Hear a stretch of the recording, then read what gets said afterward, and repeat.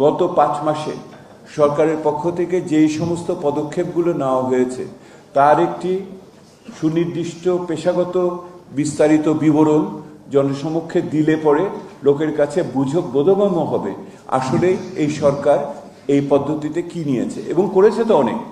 এবং কেন্দ্রীয় ব্যাংকে হচ্ছে, জ্বালানি খাতে হচ্ছে, ব্যাংকিং খাতের বিভিন্ন জায়গাতে হচ্ছে, স্থানীয় সরকারের ক্ষেত্রে বা আমাদের সুরক্ষার ক্ষেত্রে হচ্ছে, কোনো কোনো ক্ষেত্রে এক পা এগিয়ে 2 পা পিছিয়ে যাচ্ছে, শিক্ষা স্বাস্থ্যর মতো জায়গাতে সেই রকম ঘটনা ঘটছে। এইটির একটি বিবরণ জবাবদিহিতার অংশ হিসেবে জনমানুষের সামনে আনতে হবে, 1 নম্বর।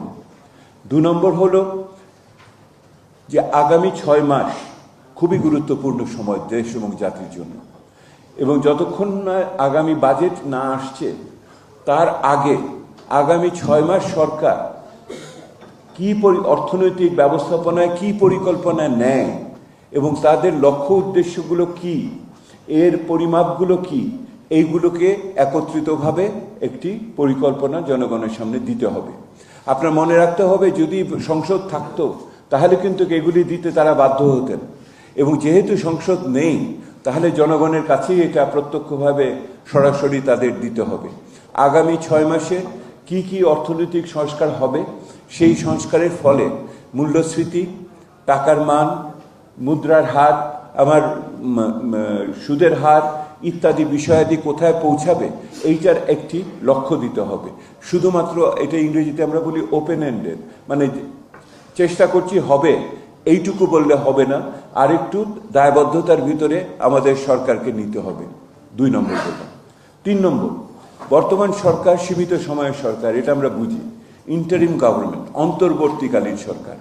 কিন্তু এই সময়কালের ভিতরেও আমরা এমন সমস্ত সিদ্ধান্ত করি যে সিদ্ধান্তগুলি সুদূরপ্রসারী অভিঘাত থাকে।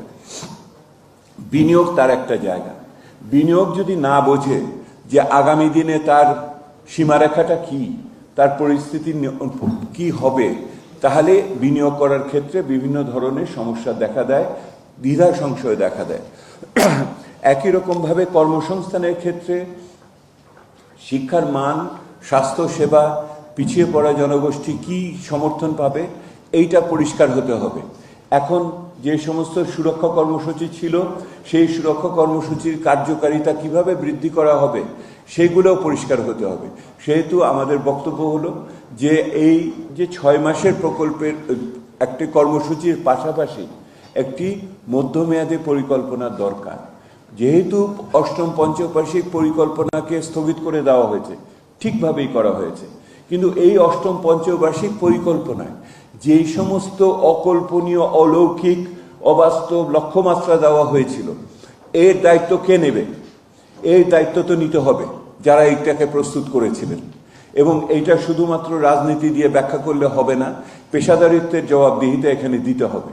এবং সেহেতু এই পরিকল্পনার একটি মূল্যায়ন করতে হবে বস্তুনিষ্ঠভাবে, কারণ এই বস্তুনিষ্ঠভাবে যদি এই 8ম পরিকল্পনার মূল্যায়ন না করি তাহলে কিন্তু পরবর্তীতে পরিকল্পনা রচনা করার ক্ষেত্রে যে দায়িত্ববোধ আমরা চাই, যে পেশাদারিত্ব চাই, সেটা কিন্তু আসবে না।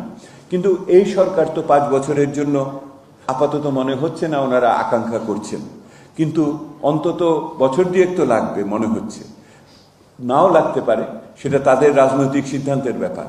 কিন্তু আমরা মনে করি ন্যূনতম একটি 2 বছর মেয়াদী পরিকল্পনা সামনে থাকা উচিত।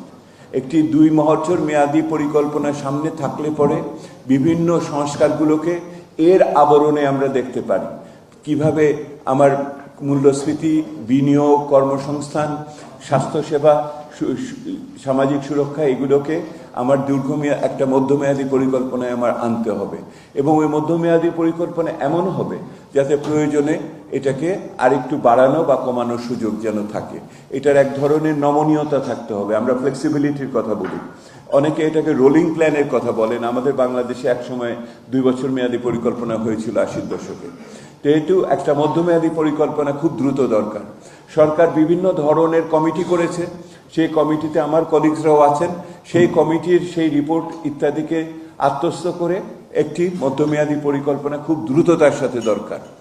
6 মাসের হিসাব দরকার, 6 মাসের এই গত 6 মাসের হিসাব দরকার, আগামী 6 মাসের আমার একটা কর্মপরিকল্পনা দরকার, 2 বছরের একটি মধ্যমেয়াদী ধারণা আমাদের দরকার।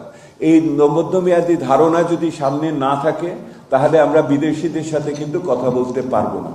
আমাদের যেই সমস্ত বৈদেশিক সাহায্য আসবে সেই সমস্ত প্রকল্পগুলো 1 দিন 2 দিনের না, এটা একাধিক সময়ের।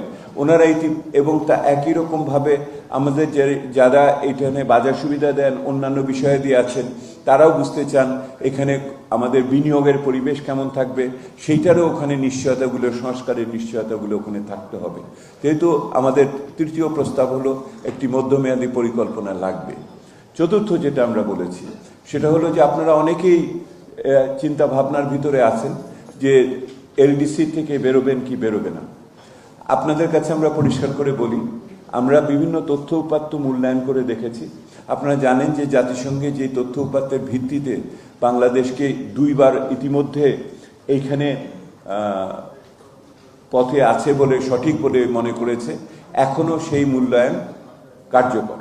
অর্থাৎ এখনো পর্যন্ত বাংলাদেশের দুর্বল অবস্থান হওয়ার পরেও আমরা এখনো যে সমস্ত মাপকাঠিগুলো আছে, মাপকাঠির উপরে 3টেতেই বাংলাদেশ উপরে আছে। জাতীয় আয়, মানব সম্পদ এবং ভঙ্গুরতার সূচক, এই 3টেতেই এখনো উপরে আছে। সেহেতু এই মুহূর্তে আপনাকে আমাদের এলডিসি থেকে উত্তরণকে স্থগিত করার কোনো কারণ আমরা দেখি না। বরঞ্চ আমরা মনে করি এই পরিস্থিতিকে মোকাবেলা করার জন্য যে খসড়া মসৃণ উত্তরণ কর্মসূচি প্রস্তুত করা হয়েছে তাকে আগ্রহ সহকারে, উৎসাহ সহকারে এবং এটাকে বাস্তবায়ন করা উচিত। এবং সেইটাকে বাস্তবায়ন করার জন্য যেই আগের যেই 3টের কথা আমি বললাম তার সাথে সমন্বয় করতে হবে। অর্থাৎ ওই বাস্তবায়ন পরিকল্পনার ভিতর দিয়ে অর্থনৈতিক বৈচিত্র্যায়ন, আমাদের উৎপাদনশীলতা বৃদ্ধি, আমাদের মানবিক সম্পদের শক্তিশালীকরণ এবং আমাদের গরিব মানুষের প্রতি দারিদ্র্য বিমোচন এবং আমাদের অসাম্যের প্রতি নজর দেওয়ার বিষয়টি গুরুত্বপূর্ণ হয়ে আসবে। প্রযুক্তিগত হস্তান্তর বড় হবে, মেধাস্বত্ব আইনকে কার্যকর করার বিষয় আসবে। এই জিনিসগুলোতে মনোযোগ দেওয়াটাই এখন গুরুত্বপূর্ণ। আমরা 2026 সালের ডিসেম্বর মাসে এটা হওয়ার কথা। যদি এর ভিতরে খুব বড় ধরনের অর্থনৈতিক দুর্যোগ হয়, সরকার পুনর্বিবেচনা করার সময় কিন্তু এখনো আছে, কিন্তু সিদ্ধান্ত নেওয়ার সময় এখন হয়নি।